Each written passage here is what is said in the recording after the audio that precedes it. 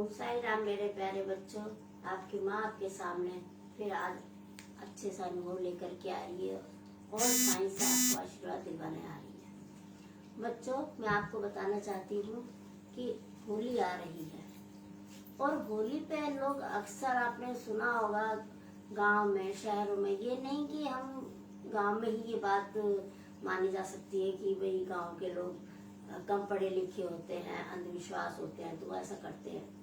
लेकिन आज मैं देख रही हूँ कि बड़े बड़े शहरों हो या कहीं देश हो चाहे कहीं विदेश हो, लेकिन आज वहाँ पर भी ऐसी बातें हो रही हैं जो हमें सुनने में मिलती हैं। जैसा कि मैं बोलना चाह रही हूँ बच्चों कि जैसे कोई कहता है कि हमारा उसने वो करा दिया, हमारा काम बंधवा दिया, हमारे ऊपर ये हो गया, हमारे ऊपर वो हो गया। ऐसे जैसे लोग कहते हैं कि हमारा किसी ने कुछ करवा दिया, किया कराया जिसे बोलते हैं। और भक्तों, होली और दिवाली कुछ ऐसा ही माना जाता है कि लोग ऐसे पे ज्यादा विश्वास करते हैं और करते हैं। लोग अपने घरों को सुरक्षित करते हैं और जादू टोनों से बचते हैं, क्योंकि आज मैं देख रही हूँ चाहे वो यूट्यूब हो चाहे कुछ भी हो, चाहे इधर उधर अपनी कुछ भी किसी भी भगवान का नाम लेकर के बैठे होते हैं और वो सब यही सब आप बस में देख सकते हैं, आप कहीं भी ऐड देख सकते हैं कि किया कराएगा जिसे बोलते हैं, जैसे कि जादू टोना, उसको वश में करना, विदेश यात्रा कराना, ये कराना, काम कराना, असफल को सफल बनाना, क्या किसी के ब्याह शादी को कराना। लेकिन मैं जानती हूँ ये सब झूठ है और ये सब एक तांत्रिक विद्या है और जो कि अच्छी नहीं होती। जादू टोना अच्छा नहीं होता। लेकिन मैं आज आपसे वही एक से आपको अवगत कराना चाहती हूँ कि ऐसा भी होता है और जो ये साईं आपकी इन कामों को काट करता है। और साईं कभी भी किसी के घर में न टोना टोटका करता है। आपने देखा होगा कि ना उसे जादू टोने आते हैं, ना वो करता है और ना वो बताता है। आपकी साईं माँ भी ऐसी ही है कुछ, ना तो जादू टोने के बारे में जानती है, ना वो सब ये सब काला जादू फलाना जादू ये कुछ नहीं जानती। सिर्फ उसे तो अपने साईं से मतलब है और साईं हमेशा सब बच्चों का अच्छा ही करता है और ऐसी ही आपकी साईं माँ है। और मैं होली और दिवाली अपने पूरे परिवार को, अपनी साईं माँ परिवार को प्रोटेक्ट करती हूँ कि कोई किसी के घर में ऐसा कुछ ना करे और किसी के ऐसा किसी भी परिवार के ऊपर पहली बात ऐसा होना ही नहीं चाहिए, क्योंकि ये बहुत गलत बात है। अरे तुम आज यहाँ कर रहे हो, कल को क्या करोगे इसका अंजाम पता है आपको। ये बहुत गंदी चीज है और बहुत गलत बातें होती हैं। तो आज मैं आपको इसी एक चीज से रूबरू कराने जा रही हूँ कि जो रिश्तों में ऐसी भी दरार डाल सकते हैं और क्या से क्या कर सकते हैं। तो मैं यही चाहती हूँ कि आप इन सब कामों से बचे रहें और आप इन सब कामों में ना पड़े। एक बार की बात है भक्तों, मेरे पास एक फोन आता है जिसकी एक बहन बीमार थी। तो वो उसके घर में ये सब काम चल रहा था जो मैं देख रही थी। अब देखिए, जब कोई इतना गंदे लोगों से काम करा सकता है और इतनी ये ऐसी कि किसी की चाहे मृत्यु भी हो जाए, तो इसमें अगर तुमने किसी के साथ ऐसा करा है तो अंजाम भी भुगतने के लिए तैयार हो जाओ, क्योंकि उस माँ की बद्दुआ और उस पिता की बद्दुआ आपको कभी भी उभरने नहीं देगी, जिसके साथ भी तुमने ऐसा कर रहे हो या करा है आप लोगों ने। क्योंकि जब तुम किसी के अपने आंखों में आंसू नहीं देख सकते, अपने परिजनों से इतना प्यार करते हो, तो आप ये देखिए कि वो कितना प्यार करते होंगे। आप अपने को उसकी जगह पे लाके देखिए कि जैसे उसको तुमने परेशान किया या उसको आंसू रुलाए, तो उसकी जगह पर तुम होते तो तुम्हारे साथ क्या होता, क्या बीतती और क्या बद्दुआ निकलती। तो भक्तों, मैं आज एक ऐसे अनुभव से आपको परिचित कराने जा रही हूँ। एक बार ऐसा होता है कि एक जो बहन बीमार थी वो मेरे से, छोटी बहन बात करती है कि बाबा मेरी एक बड़ी बहन है और उसने, क्योंकि बुद्धि भी हर ली जाती है इन कामों से, तो वो बड़ी बहन जो थी गलत चीज का सेवन कर गई, उसे मृत्यु को गले लगाना था। देखिए, जब काल ऐसे घर में तोड़ता है तो कैसी कैसी बुद्धि हो जाती है। तो जब ऐसा हुआ तो लड़की की मृत्यु का, बड़ी वाली का आने का निश्चित था तय कि ये जाएगी। तो देखिए अब बहनों को चिंता हुई, तो एक छोटी बहन ने फोन कर करके कहा कि बाबा मेरी बड़ी बहन की तबीयत खराब है। तो बाबा देखिए क्या कहते हैं, बाबा उसको बोलते हैं कि तू अपनी बहन की चिंता कर रही है, पहले तू अब अपनी भी सोच ले, तू अपना भी ध्यान रख, और तेरे घर में दाने आ चुके हैं और उसने सेवन कर चुका है और कर चुकी है, और अब तुम्हें भी ध्यान रखना है कि तुम्हें भी ऐसे दाने नहीं खाने हैं जो तुम्हारे घर में किसी के लाए द्वारा है। अब देखिए जो किसी के घर में, अब देखो मैंने तो सिर्फ उनसे फोन पे ही बात करी जब मुझे ऐसा आ गया मेरे सामने कि तुम्हारे घर में एक गलत चीज आ चुकी है, प्रवेश कर चुकी है, जैसे किसी ने उसे नंबर दिया होगा हमारा। तो ऐसे ये बात आई थी खुल करके, और आप एक तो खा चुकी है, लेकिन आपको ध्यान रखना है कि आप वो दाने नहीं खाएंगी जो दाने वाली वस्तु आपके घर में आ चुकी है। अब ऐसा बोलने के बाद में बड़ी बहन तो थोड़ा ठीक होने लगी, लेकिन अब छोटी बहन की थोड़ी तबीयत नासाज होने लगी। अब क्या है कि कभी कोई सी बहन, कभी कोई परिवार में उसके घर में ऐसा होने लगा। तो अब जब उन्हें ये पता चला कि दाने वाली, तो उनके एक घर का ही मेंबर एक ऐसी वस्तु लाया था जिसमें दाने थे, जिसे हम बोलते हैं अनार। उसमें ऐसे थे, देखिए कोई चीनी से करता है, कोई फलों से करता है, लेकिन ये मैं सब देखती हूँ, कोई लौंग से करता है, ये सब गलत बातें हैं। और कोई भभूत से, कोई ताबीजों से, ये इतने गंदे इल्म है ना, इनसे तो भगवान बचाए। और मेरे बच्चों को तो हमेशा सुरक्षित ही रखना, मैं तो यही चाहूंगी। अब देखिए उसके घर में कैसे काल मंडराता है, कहाँ तक, वही है ना कि साईं भी कहाँ तक किसको बचाए। जब पूरे घर पे ऐसी चीज हो जाए, काल छोड़ दिया जाए, तो देखिए अब एक को बचाया तो दूसरा बीमार, दूसरे को बचाया तो तीसरा बीमार, ऐसे उनके घर में काल नाचने लगा। तो बाबा कभी एक को बचा रहे हैं यहाँ से, कभी मैं कुछ कर रही हूँ, कभी मैं कुछ करवा रही हूँ अपने साई से, कभी कुछ करा रही हूँ, लेकिन ऐसा ही परेशानी होती चली गई। अब जब वो कहते हैं ना कि जब कोई ना कहीं तो बात ऐसे होती है, बड़ों पर ना होकर छोटे उस पर हो जाती है, तो अब एक को पे वो चीज अटैक कर चुकी। अब अटैक करने के बाद में देखिए भक्तों, अब बाबा ने भी उन्हें समय दे दिया, क्योंकि डॉक्टर में तो इलाज चलता रहता है, वो तो अपना एडमिट करते रहेंगे, इलाज कराते रहेंगे। लेकिन साईं एक ऐसे हैं कि वो भी कभी किसी को बचा रहे थे, लेकिन जब ऐसी बात हो जाती है तो उनमें से एक को जाना ही पड़ा। तो आज मैं वही कहने जा रही हूँ, बाबा ने उसको 2 सालों से उस बच्चे को बचा रहे थे, वो लड़की थी, उसे बचा रहे थे, बचाते बचाते कि भाई अमावस्या भारी आएगी, इसको अमावस्या से बचाना, अमावस्या भारी आएगी, अमावस्या से बचाना। लेकिन वो लड़की भी खा चुकी थी उन दानों को, अनार छील के खा चुकी थी। अब ऐसा होते होते समय बीता। अब हमें एक जगह भक्तों, उसी सोसाइटी में हमें एक साईं की मूर्ति की स्थापना करनी थी, जो वहीं के एक भक्त ने हमारा नाम सजेस्ट किया था कि साईं हमारी माँ जो है वो ही हमारी मूर्ति की स्थापना कराएंगे। अब ऐसा होने लगा तो देखिए सामान के भाई ये करा दो, वो करा दो। तो वो भक्त भी हमारे घर आई थी, हमारे मंदिर पर, उन्होंने भी देखा था कि हमने कैसे अपने साईं का स्नान, कैसे वो सब करते हैं और कैसे हम आशीर्वाद देते हैं, और जो उस समय हमारे साथ होता है, जो आशीर्वाद मिलता है, वो हमारा बहुत फलीभूत होता है। तो उसके मन में भी यही जिज्ञासा थी कि जैसा मैंने साईं मंदिर में साईं माँ के पास देखा, साईं माँ ने किया, ऐसी मैं भी अपने यहाँ पर ऐसे ही कराऊंगी। उन्हें अपनी पूरी सोसाइटी को जोड़ करके बाबा की मूर्ति की स्थापना करती है। अब देखिए जैसे उसने कहा कि बाबा जैसे आप करते हो वो सामान हमें बता दो, जैसे ही हम तो टाल रहे थे, लेकिन फिर हमें सामान बताना पड़ा। जब उसका फोन आ रहा था तो सामान जैसे ही बताया, और जैसे ही फोन कट करके हमने नीचे रखने ही वाले थे, वैसे ही हमें वही चीज सामने आई, जो कि उसी की सोसाइटी में ऐसी बात हो चुकी थी। हमने फिर उसको फोन करके बोला कि देख बेटा, तुम ये वाला प्रोग्राम तुमने बहुत नजदीक का रख लिया है, और इसमें सिर्फ 4 दिन शेष हैं, लेकिन तुम्हारा ये काम नहीं होगा, क्योंकि इस काम में तुम्हारे बाधा पड़ेगी। और आप अब उस बच्चे की, जो आपकी सोसाइटी में है, उस बच्चे की आत्माओं की शांति के लिए ही बात कर सकते हो, क्योंकि अब तुम्हारे बाबा की मूर्ति का स्थापना दिवस रोका जाएगा। इसलिए रोका जाएगा कि वो समय आ गया जब उस लड़की को जाना होगा। तो देखिए, बाबा ने उन 5-6 मेंबरों से बचा करके बचाया भी बहुत, लेकिन कहते हैं ना कि कहीं ना कहीं तो वो आकर के गिरता ही है।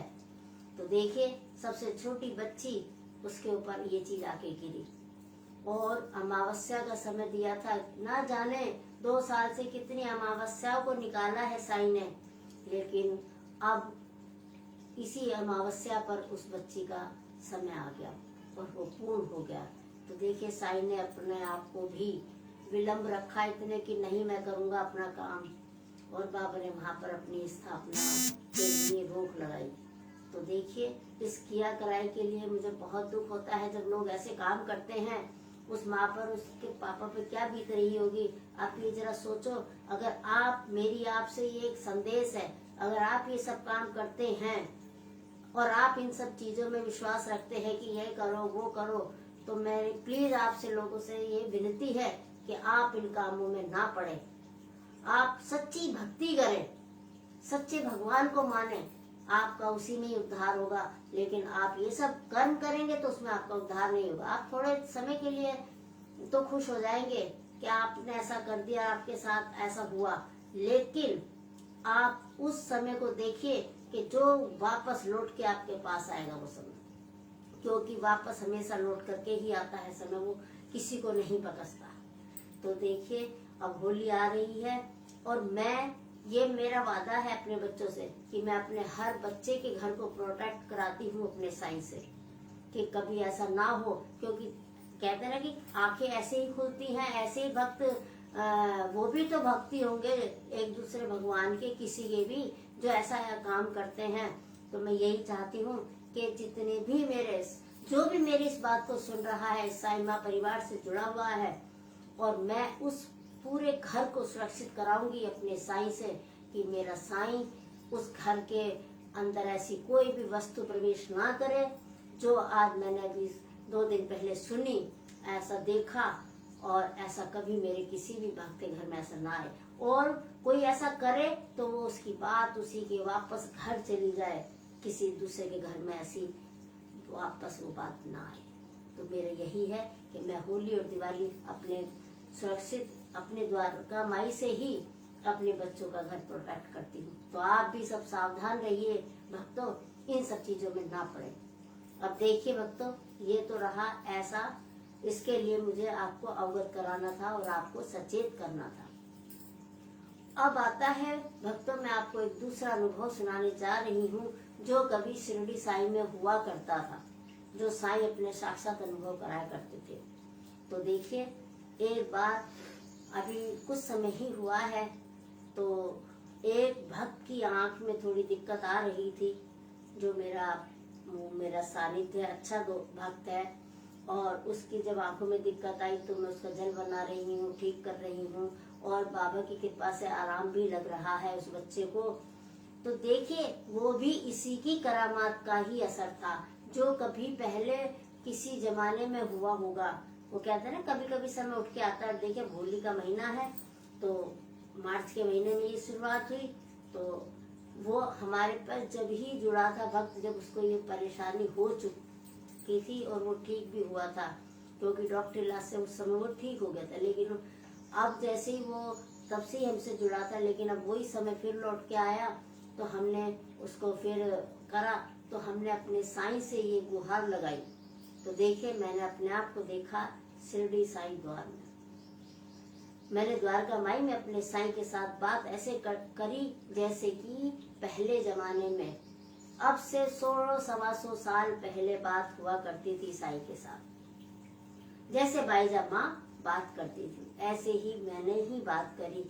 और देखिए, मैंने जैसे बात कर रही हूँ साईं से, मुझे शिरडी दिखाई दी, मुझे वो पुराना सब कुछ दिखाई दिया जैसे कभी हुआ करता था।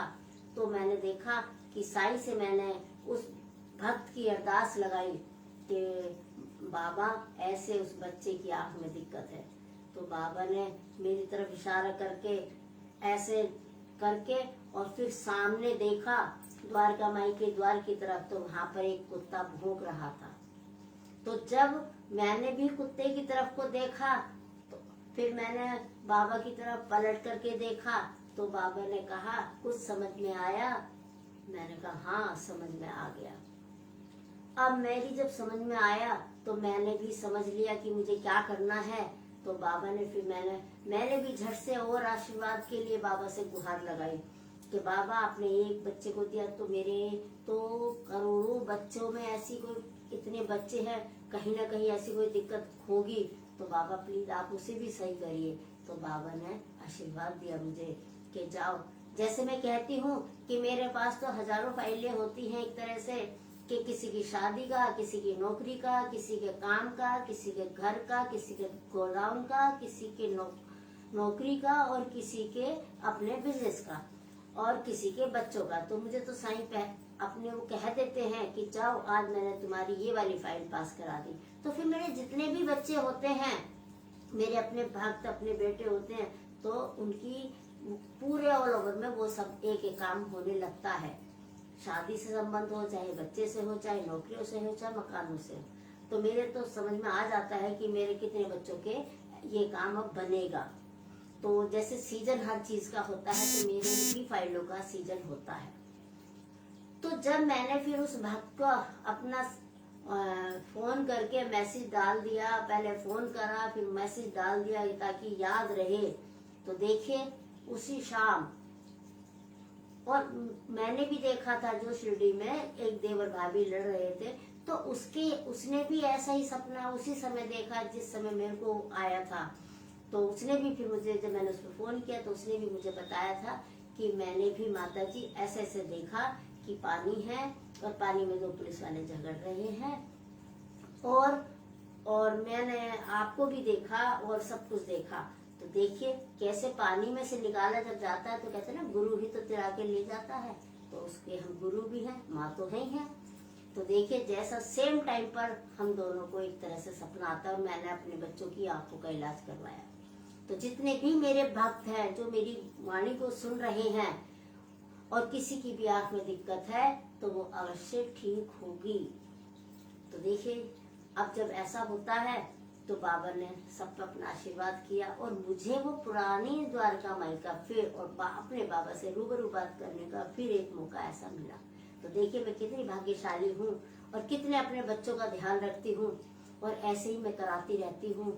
तो भक्तों, यहाँ तो आपको सच्चा आशीर्वाद मिलेगा। मुझे चिंता हो जाती है जो मेरे भक्तों को कोई भी परेशानी होती है, और मुझे वैसे ही दुख होता है जैसे कि होता है एक माँ को होता है। तो देखिए बच्चों, पिछले हफ्ते मेरे पास एक फोन आता है कि एक मेरा भक्त ने पहली ही वीडियो मेरे बारे में सुनी फेसबुक से, तो उसने जैसे ही मेरे को याद किया और मेरा स्वरूप अपने आंखों में बसाया, और आंखों में बसा करके और मन ही मन उसने अपने प्रेयर करी कि कैसी वो माँ होगी, कैसे वो, जैसे हम किसी भी चीज का मनन करते हैं। तो देखिए उसके पास उसने देखा कि मेरे पास अंगूर, जैसे थाली चलती है ना आरती की थाली, ऐसे ही उस भक्त के चारों तरफ ऐसे अंगूर की प्लेटें चलती हैं। तो जब उसकी आंखें खुली तो उसने अंगूर को देखा, तो उसने फिर अपनी जब मेरे से बात करी कि माँ मैंने अभी आपको मैंने फोन खोला, तो मैं एक वो लाइव चल रहा था, तो मैंने सुनती जा रही थी आंखें बंद करके, और मैं ये मन में ये भी सोच रही थी कि मेरा कैसी वो माँ होगी, कैसे, जैसे एक दूसरे का देखते हैं तो समझ में आता है ना कि हम उसकी एक मनोवृत्ति अपने मन में बसा लेते हैं और उसका वो ध्यान करते हैं। तो वही वो मेरे को आंखों में बसा करके कुछ सोच रही थी कि मेरे बारे में, और सुन रही थी बड़े ध्यान से। तो देखिए बच्चों, उसके अंगूर दिखाई दिए, और जब हमने उससे लाइव पे बात करी तो हमें दिखाई दिया कि उसके घर में 7:30 चल रही थी। जो कहा जाता है कि आपने सुना होगा कि जब कोई अंगूर को तोड़ा नहीं जा सकता, तो एक पुरानी कहावत है, उसको बोला जाता है कि अंगूर खट्टे हैं। तो देखिए जब अंगूर की प्लेटें उसके सामने से गुजर रही थी एक आरती की तरह, तो देखिए हमने फिर उसको बताया कि ये जो तुम्हारी अंगूर जो तुम्हारे खट्टे थे, अब तक जो तुम्हारी ये 7:30 खत्म हो चुकी है, और अब तुम्हारा अंगूर आप पकड़ सकते, अब तो आपके सामने ही घूम गए। तो देखिए यहाँ इतना बड़ा आशीर्वाद है कि कैसे वो जो जानती भी नहीं है महिला, और उसका हमारे द्वारा एक से ध्यान करने से ही उसका सब कुछ ठीक हो गया और उसके अंगूर पकड़ में आ गए, और उसका अब काम और भी बहुत अच्छा चलेगा, क्योंकि अब उसकी पकड़ इस साईं माँ के हाथ में आ गई। तो देखिए बच्चों, मेरा तो यही रहता है कि मेरे बच्चे हमेशा खुशहाल रहें, और मेरे अनुभव जो होते हैं वो साक्षात साईं से ही होते हैं।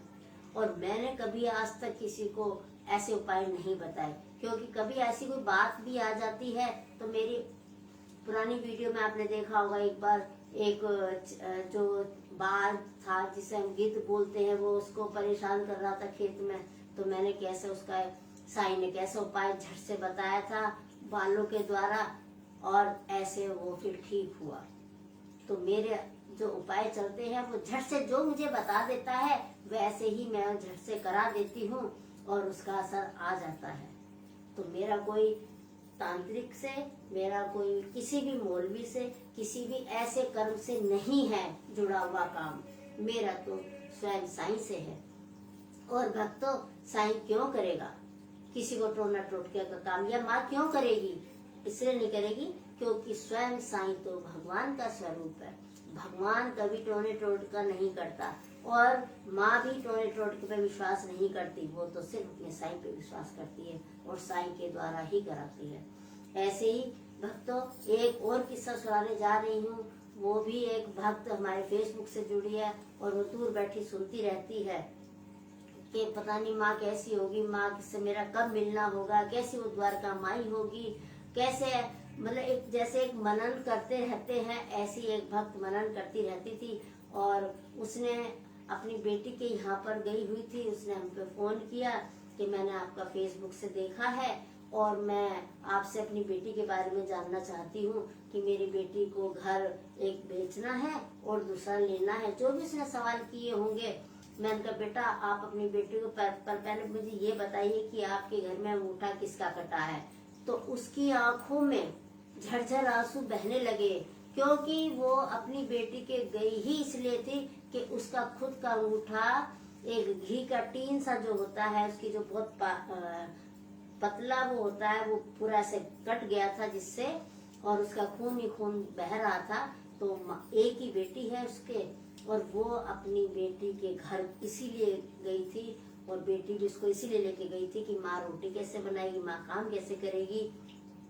तो उसके आंखों में आंसू झरझर बहने लगे कि देखो मैंने तो सिर्फ अपनी बेटी के बारे में पूछा, लेकिन मेरी माँ ने तो मेरा भी देख दिया। मुझे अपनी बेटी की चिंता है कि मेरी बेटी का काम में दिक्कत है, लेकिन मेरी माँ को तो मेरी भी चिंता है, जो मेरा घर बिना देखे बिना गए और इतना बता रही है कि तुम अंगूठा किसका कटा है। तो फिर उसने अपनी बताई थी बात। उसके बाद में कुछ समय के बाद हमें कहीं जाना पड़ा, तो हम वहां पर बैठे हुए थे।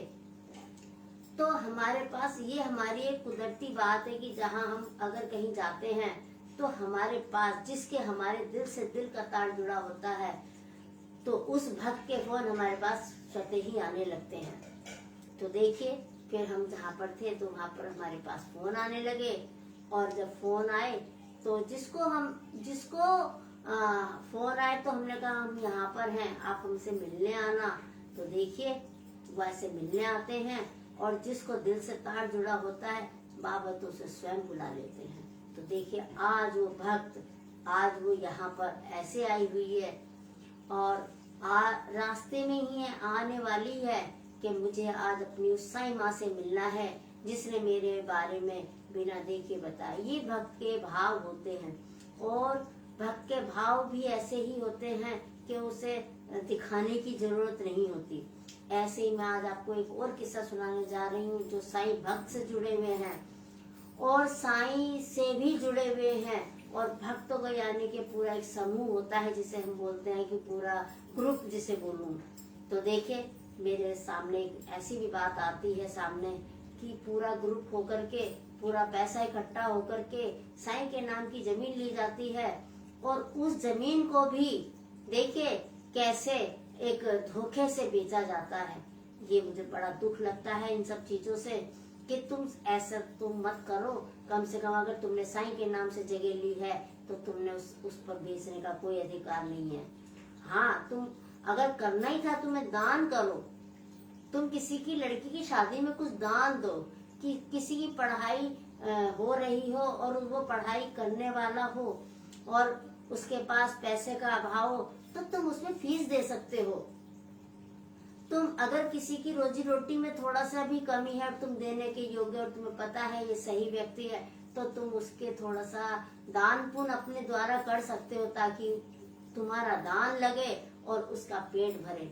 यदि तुम्हारे ऐसे भाव हैं तो तुम साईं के निकट हो, ऐसे तुम्हारे भाव नहीं है तो तुम दिखावा करते हो कि मैं साईं से जुड़ा हुआ हूँ, मैं साईं का भक्त हूँ, मैं साईं का डिवोटी हूँ और मैं साईं का ट्रस्टी भी हूँ, फलाना हूँ। ये मुझे बहुत बुरी लगती है बातें, ये मुझे अच्छा नहीं लगता जो साईं को ऐसे करता है।